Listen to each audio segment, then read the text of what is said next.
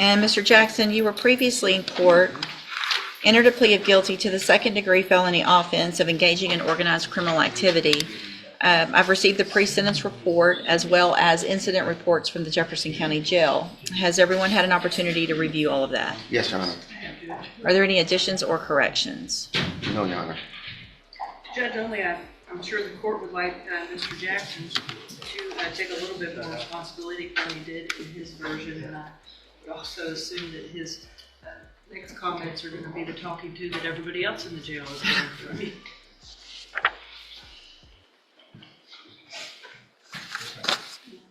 Mr. Jackson, I've got... Okay, that response right there is exactly the kind of answer judges hate hearing. Wrong crowd might work as an excuse on the street, but in court? The judge is looking at repeated arrests, probation status, and a firearm case already hanging over his head. At that point, the court starts viewing you as the problem, not just someone standing near it. And notice how fast the tone in the courtroom changes after that answer. 16 pages of jail incident reports. Each page holds 2 to 4. Do the math on that, and that's a lot of you being exceptionally disrespectful to the officers that are there. And so what I'm wondering is why you think, since you entered your plea in this case, you were caught with a shank. A jump to $200,000 bond is the court sending a very loud message, *, we do not trust your decision-making right now.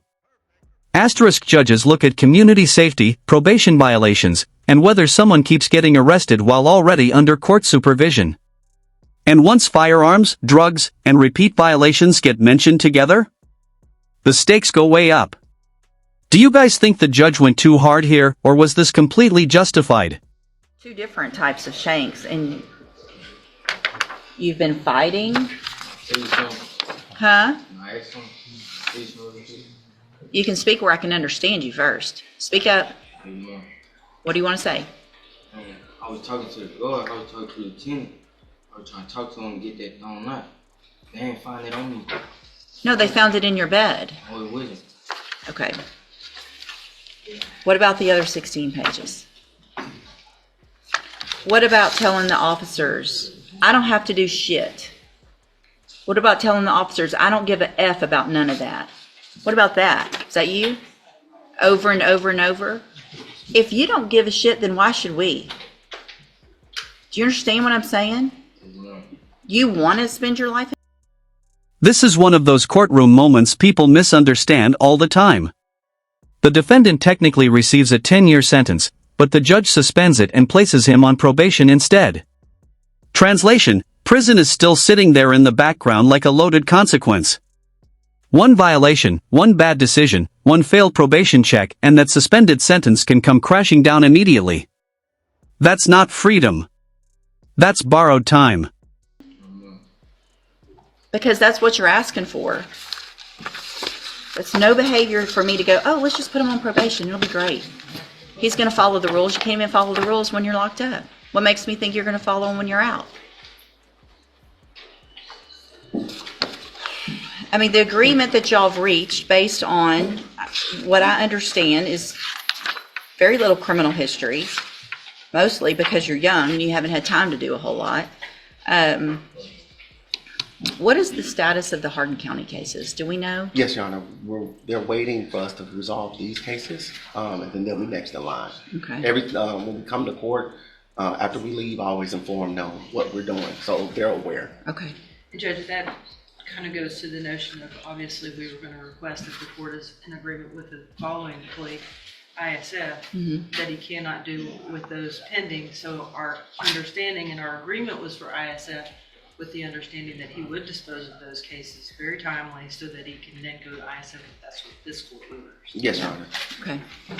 So here's what I'm going to do, Mr. Jackson, and the rest is going to be up to you, okay? I'm going to follow the agreement that you made with the district attorney. I'm going to find sufficient evidence to find you guilty. However, I'm not going to do that. I'm going to defer all proceedings. This exchange is actually deeper than just marijuana use. The judge is trying to separate stress from self-destruction. Courts hear emotional explanations every single day: family illness, anxiety, grief, pressure, but what they really want to know is, how do you respond when life gets hard? Because probation is basically a long-term test of decision-making under pressure. And right now, the judge is giving him structure instead of prison. Huge difference. You will be ordered to pay a $500 fine. You will be ordered to enter and successfully complete the cognitive track of the ISF program. That is a whole program, especially for you young people, to hopefully help you to make better decisions. But here's the thing about ISF. You're going to go to Hardin County from here, take care of those cases, and when you do get to ISF, one incident report is a violation of your probation. Zero tolerance. So you're going to have to prove to me while you're waiting in jail. In addition, while you're waiting in jail to go to Hardin County, if I find out you misbehave in Hardin County, any of those things are going to be violations of your probation. Do you understand? A condition of your probation is going to be that you follow the rules in our jail, in Hardin County Jail, and in ISF. Whatever those rules are. It's not going to be cussing at and calling names to the correctional officers who are just there doing their job. It's not going to be fighting. It's not going to be hiding things in your whatever. You understand? Because you may never.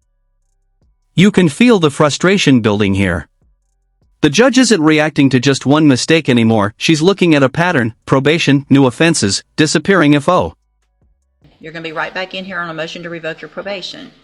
And because this is a second-degree felony, if you are back in here, the range of punishment, if I find that you violated your probation, is minimum 2 up to 20 years in prison.